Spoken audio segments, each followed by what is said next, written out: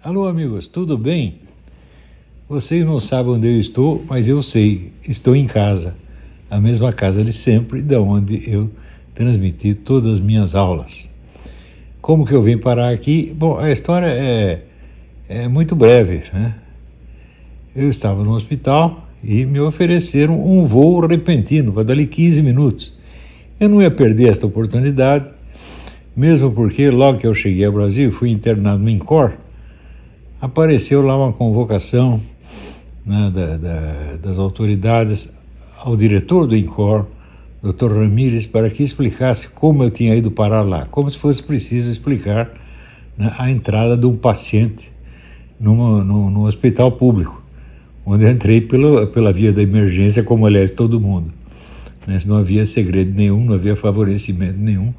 O Dr. Ramírez não me conhecia, nunca tinha me visto mais gordo, e me admitiu lá como admitiria qualquer outro paciente. Mas como eu estava internado, né, então eu fui dispensado de depor como testemunha nesse caso.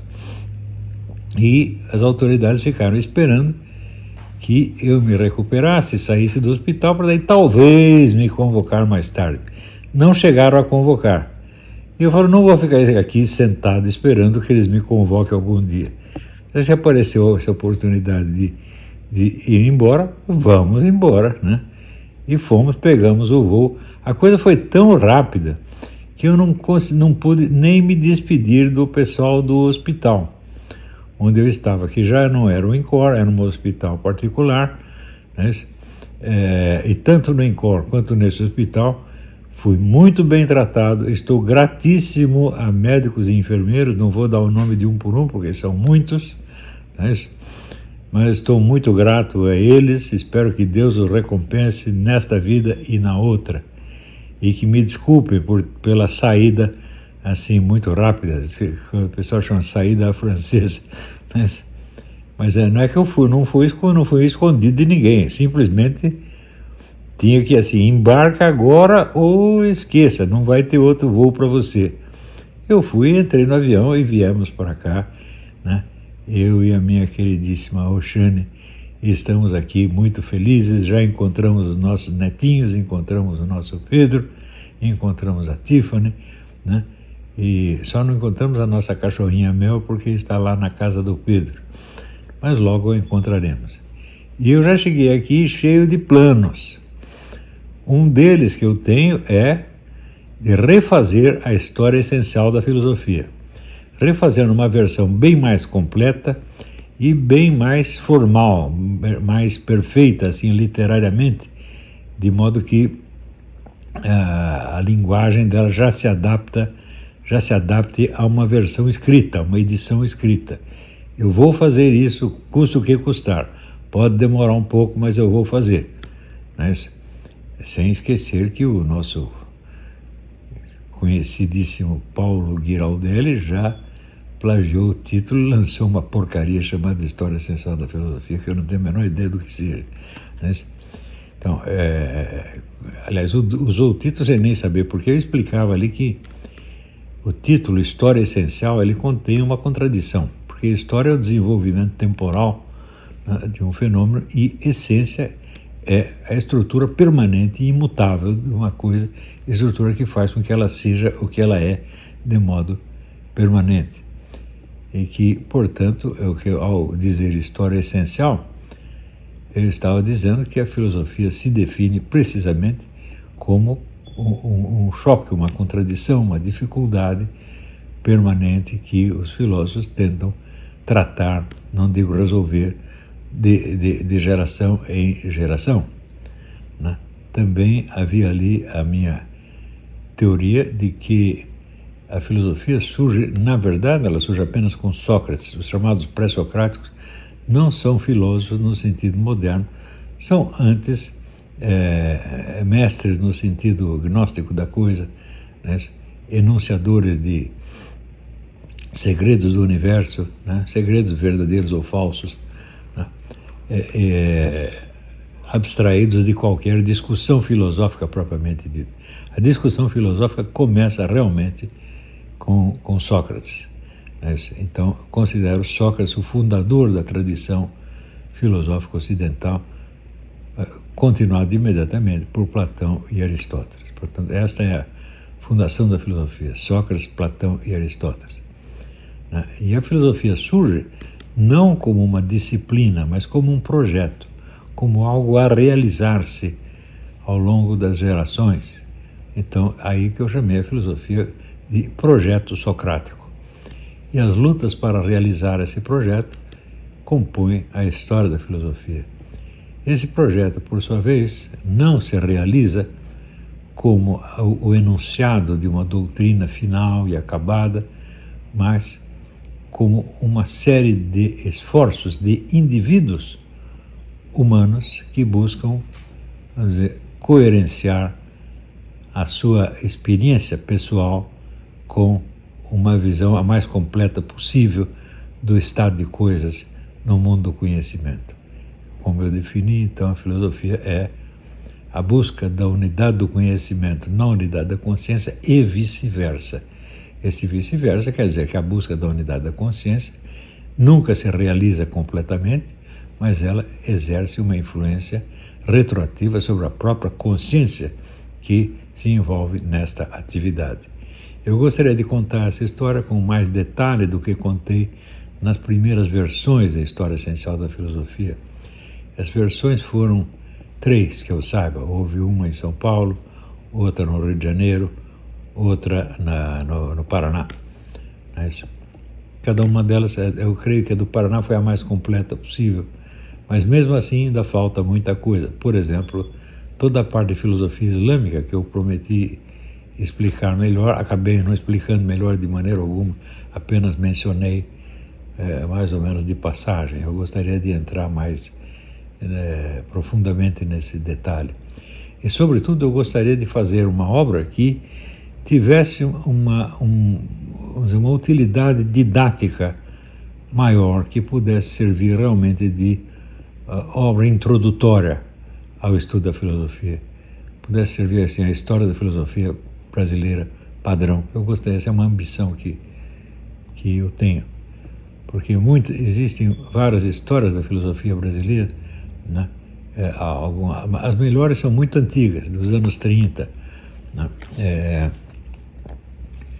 E as mais recentes, sobretudo feitas pelo pessoal da USP, são horrivelmente deficientes. Uma delas, por exemplo, tem lá um capítulo que se chama Filosofia Cristã. A filosofia cristã, para eles, é a filosofia só do século XII e XIII, como se tivesse desaparecido do cenário e aberto espaço para toda a filosofia anticristã moderna, o que historicamente é um absurdo, porque a filosofia cristã prossegue até o século XX e só no século XX alcança a sua grande plenitude, né?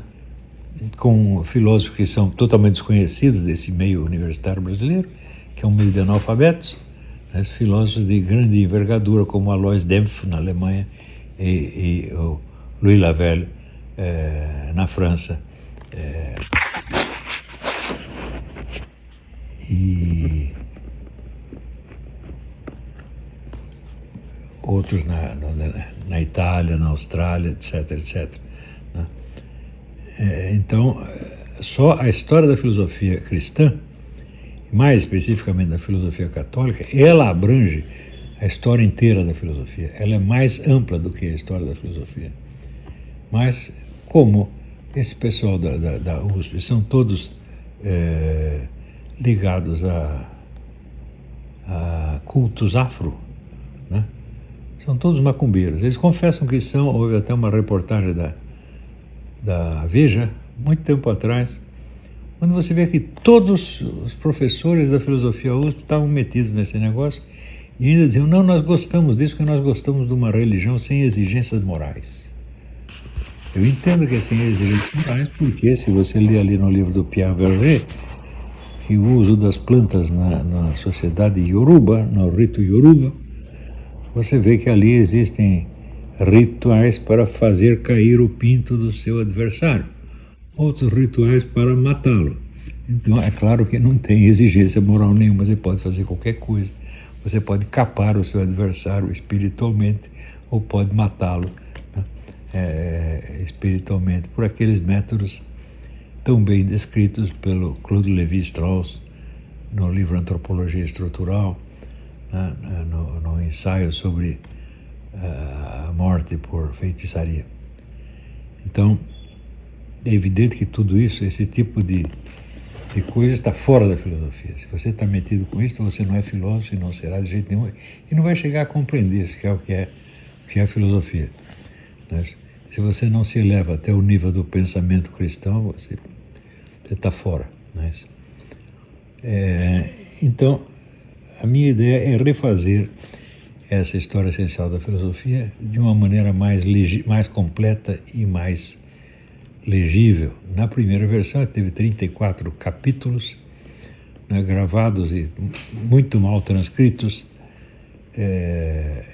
Eu acho que na nova versão eu vou ter muito mais capítulos do que 34. Espero que dê para fazer isso, né? Também é claro que tenho a ambição de continuar analisando a situação político-social brasileira, ainda que isso não resulte em nenhum benefício político para o nosso país, porque nós não estamos interessados no resultado político, mas estou interessado no resultado intelectual e espiritual que isso tenha para os meus alunos. Na verdade, as únicas pessoas que eu estou tentando ajudar são os meus alunos. O resto do país, não é que eu não ligo para eles, mas eu não posso fazer nada, eu só posso ajudar quem está ao alcance do meu ensino, né? Aliás, esse negócio de o pessoal querer me ouvir na polícia, não sei o quê, é muito estranho, porque, você vê, eu recebi 4 visitas do pessoal do FBI aqui, né? E eles me tratavam como se fossem meus alunos, me fazendo pedidos de explicações sociológicas, filosóficas, etc., sobretudo sobre a situação brasileira, e me ouvindo com total respeito e muita atenção. Então eles estavam aí para aprender.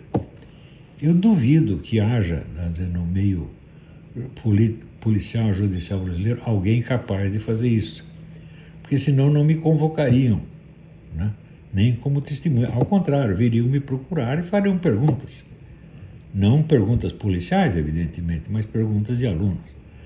Por quê? Um filósofo é um sujeito que tem uma filosofia, em primeiro lugar, e a filosofia dele é o centro da vida dele. As opiniões que ele dê sobre isso ou aquilo são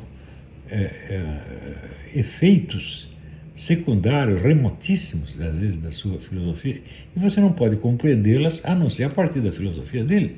Então, a primeira coisa a fazer é compreender a filosofia dele, e depois daí você vai tentar entender as opiniões particulares que ele deu sobre isso ou aquilo. Se você não faz isso, então você não está entendendo nada, você não sabe com quem você está falando, e você provavelmente é um analfabeto funcional, né? Então, é evidente que todo o gosto que eu poderia ter de dar explicações para esse pessoal das autoridades brasileiras, ele se desfaz, ele se destrói a essa simples ideia, essa simples compreensão que eu tenho da situação, já me faz perder totalmente o gosto. Mas é claro que eu gosto de me explicar, mas para pessoas que estão interessadas em aprender, não em pessoas que estão interessadas em julgar sem entender. Aí não dá, meu filho. Quer dizer, isso aí é me submeter a ser um palhaço, né? E eu não vejo graça nenhuma nesse negócio. Aliás, eu não acredito que por exemplo, no nosso congresso inteiro, né? Vamos supor que eu fosse intimado para comparecer na CPI. Não fui, né? Mas se fosse, seria um negócio deprimente, porque eu tenho certeza que naquelas centenas de pessoas não tem nenhuma capaz de entender o meu curso. Nenhuma fez o meu curso e não tem capacidade para fazer. Então eu vou estar falando para pessoas que são receptivas, como assim, um tatu-bola surdo e mudo. Tá entendendo? Então isso aí não tem graça, é a mesma coisa que falar sozinho, né? Ou falar apenas por vaidade, né? E olha, eu acho assim, a vaidade não é um dos meus defeitos fundamentais, né? Eu não faço as coisas para me mostrar, eu faço as coisas para mostrar algo que eu percebi. Eu digo assim, nas minhas aulas, o objeto da aula, ele é o Senhor absoluto. Quer dizer, de um lado tenho eu, do outro lado tenho o público, o importante não sou eu nem o público, o importante é o objeto. Então eu quero que tanto eu quanto o público nos concentremos no objeto e conseguimos vislumbrá-lo como uma coisa real. Este é o objetivo de tudo o que eu digo. Não é isso? Então, claro que além do projeto da História Essencial da Filosofia, eu tenho outros projetos menores que eu vou me dedicar com o tempo. Espero conseguir continuar me saindo muito bem. Eu vejo pelos comentários que as pessoas fazem aos meus livros na Amazon, que o pessoal está gostando muito dos livros. Eu não posso dizer que sou um autor incompreendido, porque tudo que o pessoal está dizendo lá mostra que compreenderam direitinho o que eu estou falando. E eu estou muito feliz por isso, porque o que eu queria era isso, escrever de uma maneira que fosse tão clara que todo mundo compreendesse. E eu acho que a maioria que está lendo está compreendendo, tá certo? Está compreendendo e está gostando. Se não aprova tudo, pelo menos, vamos dizer, aprova moralmente, quer dizer, acha bom, né? Essa questão, vamos dizer, concordar ou discordar, para mim é questão secundária. A primeira coisa, assim, é o compreender, quer dizer, você apreender algo junto com o autor que você está lendo. Quer dizer, você participar de uma experiência intelectual, espiritual, moral, etc, etc. Não precisa chegar às mesmas conclusões. As conclusões, elas não têm importância. O que tem importância é a substância da experiência, propriamente dita. E eu acho que isso aí é uma coisa que não apenas eu acho, que não apenas eu creio, mas que eu tenho exemplificado, né, nas minhas aulas.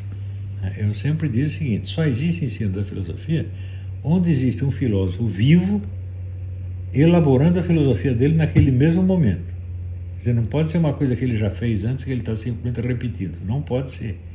Quer dizer, o filósofo filosofa diante dos seus alunos. Não é que ele filosofou em casa e daí vem apenas contar. Não pode ser assim. Não é isso? Os grandes professores de filosofia filosofavam diante dos seus alunos.